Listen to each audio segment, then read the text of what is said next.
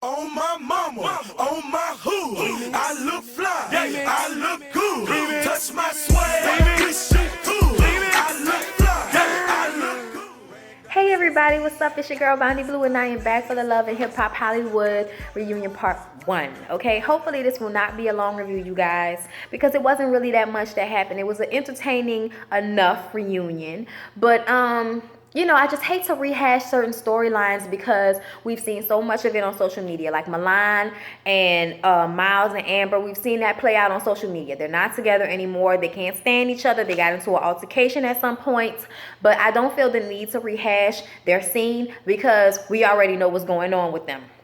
So there's really, you know, no real point to the shit in the first damn place, okay?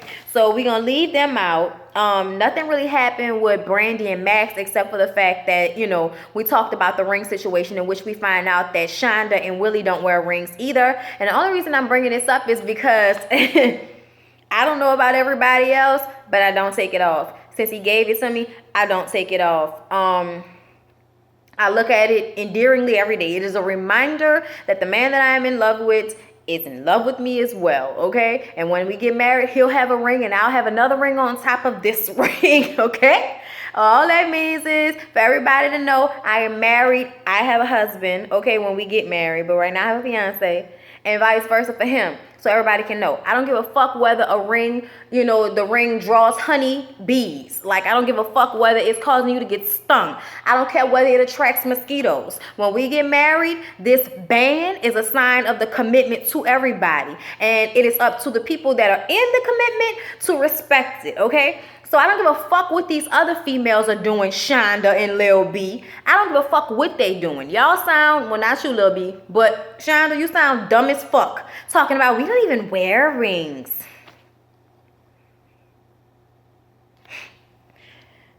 Stripper bitches.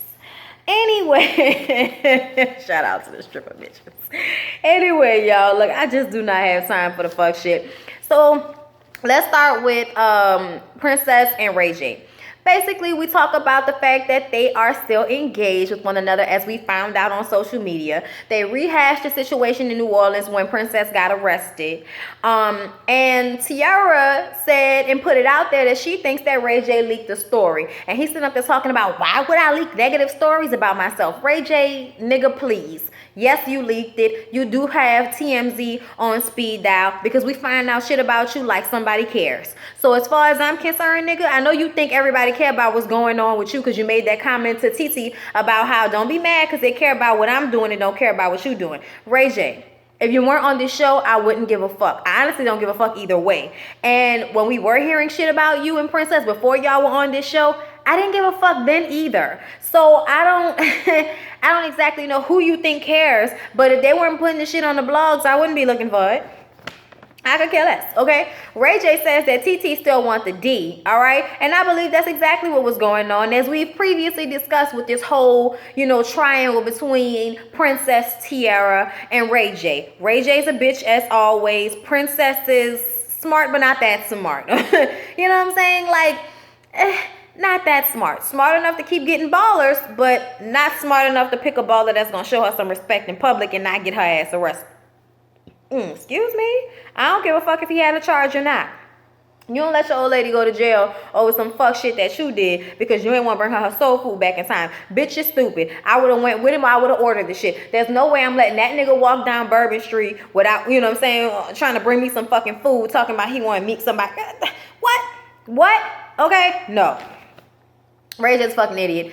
Tiara needs to get a fucking life and a clue, okay? And I don't know why she looks so puffy and uncomfortable, but yeah, okay? I don't know what's going on with that, but the bitch look uncomfortable. Then they played this little clip of Moniece saying, you know, because they played the check yourself thing, and they're allowing them to clap back at one another on the reunion show because of things they've either said on the show, online, or, you know, whatever. So Moniece made the comment about how Princess gonna say that Ray J didn't want Tiara when he didn't want her either, obviously, because he, you know, kept her ass in the house for 2 years.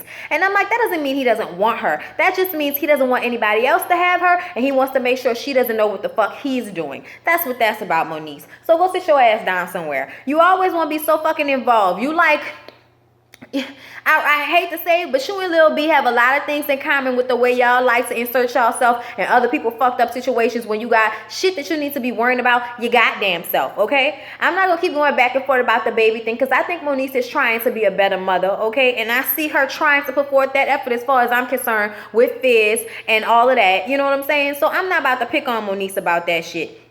But at some point, Princess decided she wanted to clap back and say that Moniece ain't even got a pot to piss in or a window to throw it out. She ain't got nowhere to stay. How you gonna talk about me, bitch? You ain't got nowhere to stay. I'm like, bitch, what you talking about? You excited and shit because Ray J leasing a house for you, bitch? Calm down.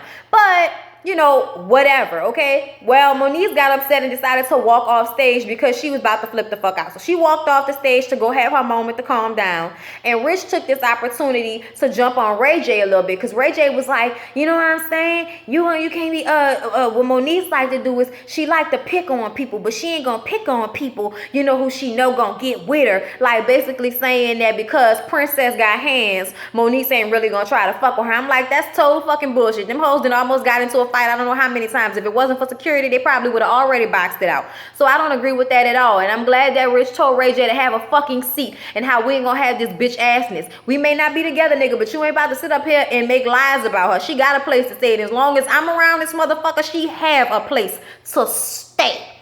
I was like, oh, all right, Rich, thank you. I appreciate you for that because, yes, Ray J, total bitch assness. Ain't nobody ask you for your fucking opinion or for you to get involved. This was between Princess and Moniece. Sit your little ass down some fucking where, okay? Ashy looking motherfucker. You looked a little dry on this reunion. Shh. Okay? So then that, you know, segues into Moniece and Rich, and her mama comes on stage with her. And they talk about how Marla, you know, basically prejudged Rich. And she's like, well, you niggas out here yelling Creep Squad every 5 fucking seconds and want me to not pay attention, to not notice the things that I've seen. What I saw, what I put out there, what I talked to him about was public knowledge. So I don't understand why it was that much of a big deal. I said the same thing, Marla. It's all over the fucking place. Why are you getting upset about something that's being asked of you, but it's all over the place? It's like if you don't want your business out there, don't be on a fucking reality show and then get mad when the girl who you're dating, the mom, asks you about the shit. Whatever, Rich. Bitch assness. Then Rich won't scream about paying $3,000 a week in child support. You're a dumb motherfucker. There's no reason why you should be paying that much money for a child. I don't give a fuck, okay? You don't even look like you making that much money, let alone have that much to give somebody for child support. But whatever. Then they get on Nikki, you know, Nikki Baby running back to Rich with the info about Moniece and Fizz. I felt like Fizz was the bitch in this situation the whole fucking time. And Nikki clears it up that the reason why she said something, supposedly, I think she was trying to be messy. But after the fact, what we discovered from this conversation was that Rich emailed Fizz to ask him, was it true that Moniece was trying to get back with him? And he said that I'm not trying to go there with Moniece. I'm not trying to get back in a relationship with her. And Rich was like, oh, because, you know, just let me know I can use this as a way out.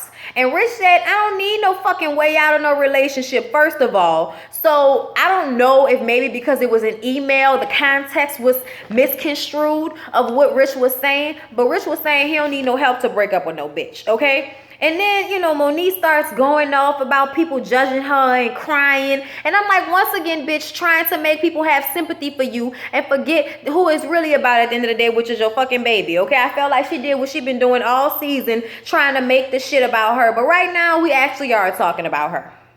And how her and Rich didn't know what the fuck their relationship status was. Rich proclaims his love for Moniece, but says that it didn't work out, bitch. It didn't work out. So yes, I love you, like I've said a million times, but we are not together. Because she didn't know that. She didn't know before she walked off stage that they weren't together. She thought they were just going through a rough patch. So that's some news to her, okay?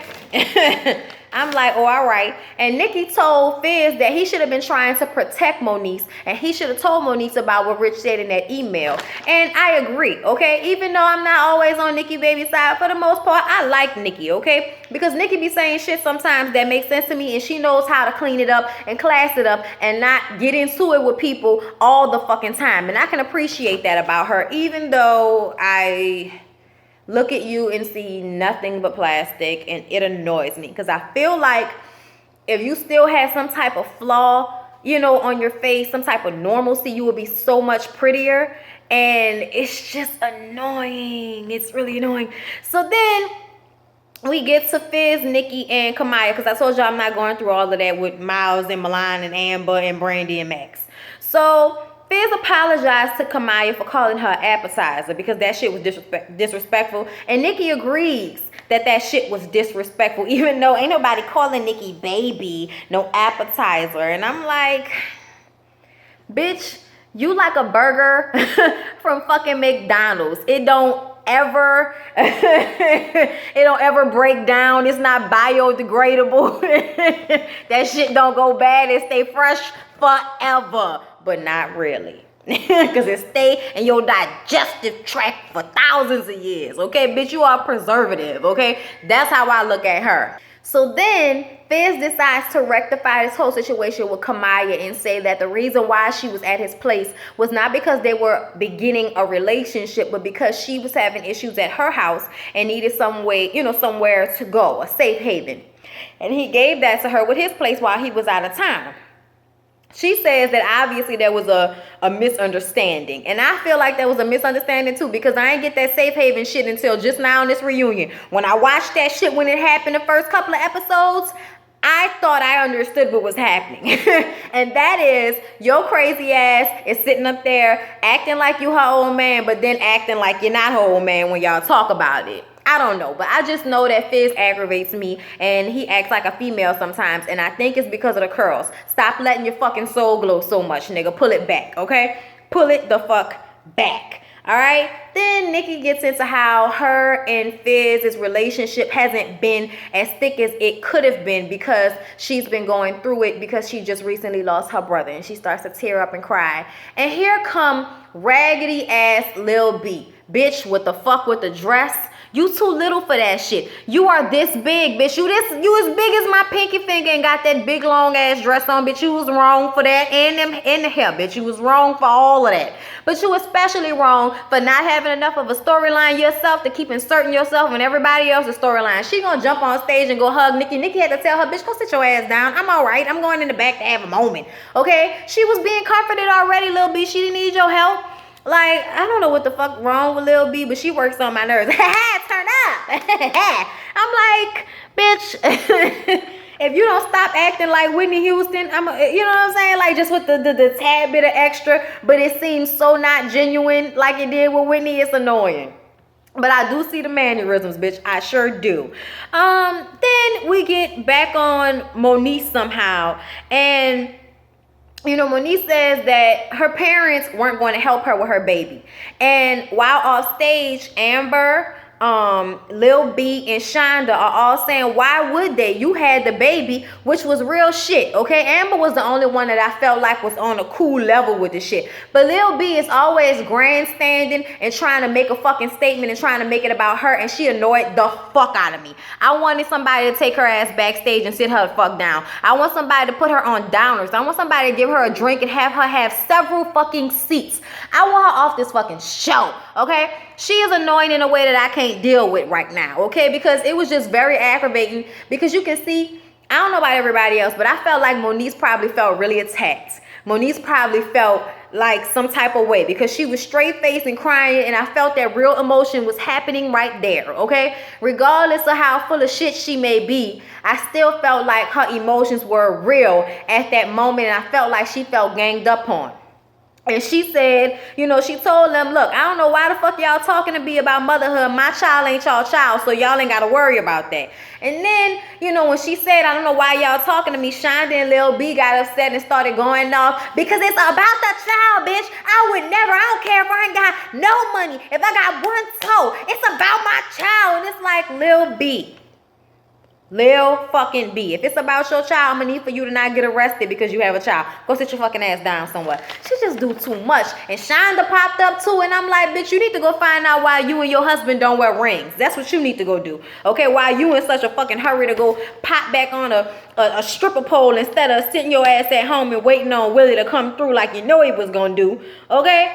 And then did y'all see how Moniece's mama jumped up? Because Moniece's mama was sitting right next to Shonda when she said she would beat Moniece's ass. And she was just like, okay, calm down. But I don't know nobody. My mama would have been like, and bitch, I want you to try. My mama would have been like, and bitch, we gonna have it out right now. We gonna do it right now. My mama wouldn't even waited the fucking. My mama probably would have hit that over before she knew it was coming. But anyway. Don't make Tanya get out of character. But Tanya don't play about her kids, okay? Now, Monique's mama did jump up and run in front of her and was like, hold up, y'all ain't about to jump my fucking kid. Hold up. So she did do that so that Monique didn't feel like she was totally by herself. But it was just stupid. You know what I'm saying? Like, I felt like them hoes was grandstanding and nobody needed y'all input right now. Okay, let Monique have a fucking moment. She been dying to have her moment this whole season, all this fucking crying and shit. Look, I'm aggravated as fuck. I don't even care no more, y'all. I don't even care no more. Hopefully they'll have more stuff for me to talk about in a reunion part 2 because I kind of felt like, you know, it wasn't a lot, you know what I'm saying? I didn't look at enough of the outfits in order for me to have like a firm grasp on how I felt, how everybody looked. So next reunion, I will have my little, you know, lineup of how everybody look. I can't say this. I thought Hazel looked cute. Even though she didn't have shit to say, I thought she looked cute. Her white suit was everything to me. And, you know, it is what it is, y'all. But I'll see y'all next time. Bye, baby. On my mama, on my hood, I look fly.